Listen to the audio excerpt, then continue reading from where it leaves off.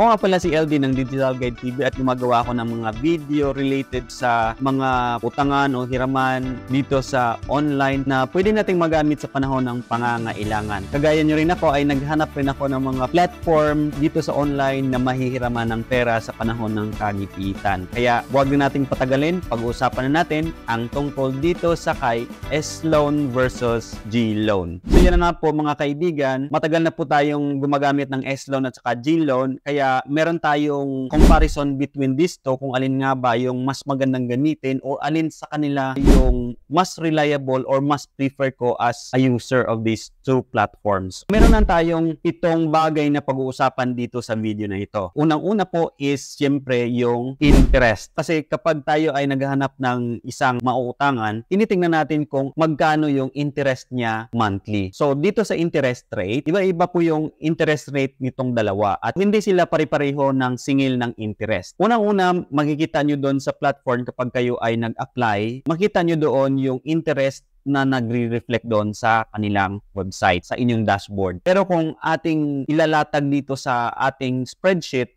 makikita natin na hindi sila accurate or hindi po talaga yon yung actual interest rate na binabayaran natin. Okay, dito po sa interest rate, si S-Loan ay meron siyang flat rate na 4.95% per month. At meron din siyang processing fee na 1%. Bali, yung 1% ay ibabawas po yun doon sa principal or yung loan amount na gusto nyo. Halimbawa po is 15,000. Babawasan po yung 15,000 ng 1% ni S-Loan upon the loan. So, hindi po buong 15,000 yung matatanggap nyo kapag nag-avail po kayo ng loan dito kay S-Loan. So, 1% po yung processing fee niya. So, mababawas po doon sa 15,000 is 150 pesos. So, sa akin kasi yung spreadsheet ko ay yung 150 pesos na yon ay kinonsider ko na as interest. Sinama ko na sa total na babayaran ko pabalik doon kay S-Loan. Samantalang itong si G-Loan ay meron siyang 3% na processing fee. Mas mataas siya ng 2% compare kay S-Loan. Kapag tayo ay nag-a-apply, makikita natin doon yung interest niya ay nagbabari. Minsan ay 2.89, 2.86. Depende po yun sa term kukuhanin nyo. Merong 6 months. Depende po yun sa credit score nyo. Yung binigay sa akin is 6 months. At least 6 months. Merong 9 months at saka 12 months. Kapag nag-avail po kayo ng 15,000, hindi kayo bibigyan ni G-Loan ng 6 months. Bibigay sa iyo ng 9 months or 12 months. Kaya 9 months po yung term ko kay G-Loan. Makikita nyo naman doon yung interest rate niya monthly. Pero nung nilagay ko siya sa spreadsheet, hindi po talaga yun yung pinaka-interest rate niya base doon sa nilagay ni G-Loan na babayaran mo monthly sa kanila. So, ito po yung papakita ko yung table ko na ginawa. So, dito kay G-Loan, 15,000 yung hiniram ko. May processing fee siya na 3%. So, nabawas na po yun yung 450 doon sa principal. So, yung natanggap ko po na cash from G-Loan is 14,550. Kinonsider ko na po yung 450 as part of the interest kasi binayaran mo naman yun, hindi yun babalik sa iyo. So, sa 9 months term, ito yung binigay ni G-Loan na monthly due, or yung kasama na po yung interest at saka yung principal. Siya nga pala, si S-Loan po is flat po yung rate niya monthly. Ibig sabihin, kung ano po yung effective rate niya monthly, yun na yung babayaran mo throughout your loan. Hindi po kagaya ni G-Loan na diminishing po yung kanyang interest rate. Ibig sabihin po sa diminishing is yung interest rate nyo po or yung interest na babayaran nyo, depende po sa current principal balance. Si S-Loan, hindi po ganon. Kinalculate niya na yung total amount na babayaran mo or yung interest mo base doon sa kanyang 4.95% per month na interest. Kaya pag nagbaro po kayo ng 15,000, yung interest na babayaran nyo monthly all throughout your term is flat. So, yung 4.95% ng 15,000 is 742 pesos and 50 centavos. So, yun po yung babayaran nyo na interest all throughout your term kay S-Loan. Whereas, kay G-Loan ay diminishing po. So, nakadepende po yung interest na babayaran nyo sa current balance ng inyong principal. So, ito po yung papakita ko sa inyo. So, dito sa first monthly due natin kay GLoan is a total of 2,117. Out of 2,117 na monthly due mo, ang ibabawas nila sa principal is 1,366.44. And yung interest due mo is 733.73, which is equivalent to 4.89%. So, itong 4.89%, yun po yung flat rate ni GLoan all throughout the terms. So, dito po nila kinocompute kung magkano yung interest mo monthly. So, since diminishing siya, yung 1,366.44, binawas yan sa principal na 15,000, which is yung amount na niloan mo kay GLoan. Ang updated principal niya is 13,666.56. Tapos, the next month, sa second month, dito na siya kukuhanin yung interest mo for the second month. So, 4.89% of 13,633.56 equivalent to 666.89 centavos. At saka sa third month naman, yung interest na babayaran mo, nakabase na siya sa 12,200 pesos 0.28 centavos.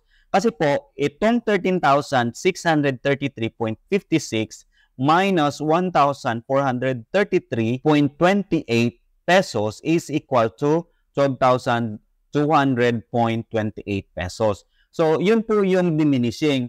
Ibig sabihin, yung interest na babayaran mo monthly is bumababa siya hanggang sa pinakalas na buwan ng term nyo. Kasi yung principal deduction ay binabawas doon sa pinaka-updated principal balance mo. So kung mapapansin nyo dito sa aking table, sa first month is mataas yung interest and the last month is mababa na yung interest. Pero yung binabawas sa principal, mas malaki yung sa last term or last month mo. Yun po yung diminishing interest ni GLoan. Samantalang itong kay S-Loan is hindi po siya diminishing. It's fixed interest rate. Ngayon, pag tinotal po natin yan, yung interest na yan, yung total ng interest rate for 9 months is 44.01% kay GLoan. Samantalang kay S-Loan is 44.55% yung total interest rate. Pero titingnan natin yung interest due or yung amount ng interest na binayaran natin total. Kay GLoan is nag-total siya for 9 months is 3,901 pesos 0.51 centavos. Whereas kay S-Loan ay umabot siya ng 6,682 pesos 0.50 centavos. So mas malaki ng halos half ng interest, mas malaki si S-Loan. Okay? Kasi fix nga po yung interest rate niya monthly. Hindi kagaya kay GLoan na diminishing. For me, mas prefer ko si GLoan compared to S-Loan when it comes to interest rate. Yung total na babayaran natin at the end of the term for GLoan is nasa 18,901 pesos 0.51 centavos lang. Whereas dito kay S-Loan ay nasa 21,682 pesos 0.53 centavos. So titingnan natin yung difference ng kanilang interest or yung interest na binayaran natin. Okay, so umabot siya yung difference ng 2,781 pesos 0.02 centavos. So mas advantage po in terms of interest rate si GLoan versus S-Loan. For me, I vote GLoan over S-Loan when it comes to interest rate. Kahit na yung processing fee niya is 3% versus 1% ni S-Loan. So, na-cover na natin yung interest rate. S-Loan is 4.95%. Yung monthly interest niya na fixed. And then, yung processing fee is 1%. So, total or final interest is nasa 5.95%. Kasi kinonsider ko na po yung processing fee as interest na rin. Kasi hindi na rin yun babalik sa akin. Compared to GLoan, yung base interest niya is nasa 4.89% yung monthly. Plus processing fee na 3% at total of 7.89%.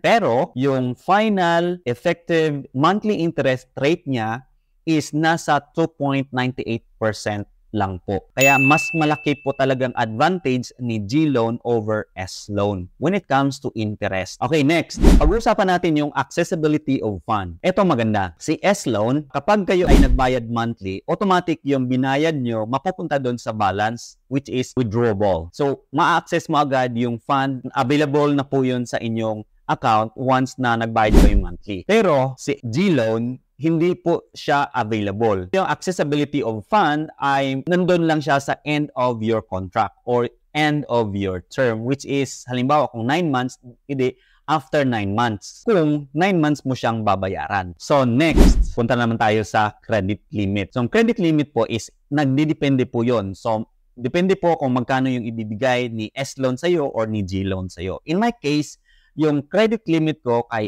S-Loan is nasa 20,000 pesos. Whereas dito kay G-Loan is nasa 35,000 pesos. Actually, 25,000 pesos lang yan last month. Ngayon, siguro nakita nila yung credit standing ko which is good naman. So, nagdagdag sila ng 10,000 pesos. As of now, yung G-Loan balance ko is 35,000 pesos. So, nagdagdag sila ng 10,000 pesos credit limit. So, depende po yon sa inyong credit standing. So, depende rin po sa kanilang evaluation. Ngayon, ito, maganda. Interest refund. Okay? Interest refund.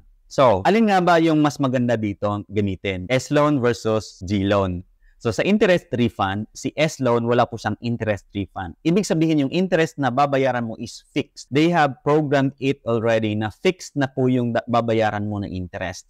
Whereas kay G-Loan, meron po silang refund. Halimbawa, 9 months yung term mo at babayaran mo yung loan mo within 1 month. Ang matcha-charge lang sa inyo is 1 month interest, which is 4.89% plus yung processing fee na 3%. Yun lang po yung ma-charge sa'yo ni G-Loan. Ibig sabihin po, upon full payment of your loan, yung total interest na binayaran mo sa kanila ay nasa 7.89% lang. At kapag na full payment ka na, makakakuha ka ulit ng panibagong loan. Yun po ang advantage ni G-Loan. At yung the rest na interest na chinarge nila sa iyo or yung calculated interest for the remaining months ng inyong term ay ibabalik po ni G-Loan sa inyong GCash account within 14 days. Kay S-Loan, kahit bayaran mo within 1 month, hindi nila i-refund yung interest mo. Kasi fixed na po yun. Right? Wala pong refund as of now si S-Loan. Hopefully, si S-Loan mag-o-offer din siya ng refund. Okay? So for me, babalikan natin yung interest rate. Mas mataas si S-Loan compared to G-Loan, which is 4.95 monthly effective rate. G-Loan is 4.89, so mas mataas si S-Loan compared to G-Loan. Processing fee, 1%, which is mas mababa si S-Loan compared to G-Loan, 3%. Final interest rate, ibig sabihin yung pinaka-total ng interest divided by the number of terms ay nasa 5.95% kay S-Loan. Ang kay G-Loan is nasa 2.98% lang. Okay? So, sa accessibility of fund, upon partial payment, makukuha mo na si S-Loan. Kay G-Loan, upon full payment of your loan. And then, yung credit limit, nakadepende po sa dalawang platform o sa dalawang company. At yung interest refund, meron si G-Loan, wala si S-Loan. At ito, mga kaibigan, disadvantage. Kung how many times pwede kang mag-loan sa dalawang platform. So, how many times can you avail the loan? Kay S-Loan is unlimited. Kahit meron ka pang loan, pwede kang mag-loan, unlimited po yun. Depende. As long as na meron ka pang credit balance. Right? While dito kay G-Loan, up to 2 loans lang pwede mong ma-avail hanggat hindi mo na fully paid yung inyong loan. So kapag na-paid mo naman yan, makaka-loan ka ulit sa kay G-Loan. So yun lang po yung aking ma-share sa inyo.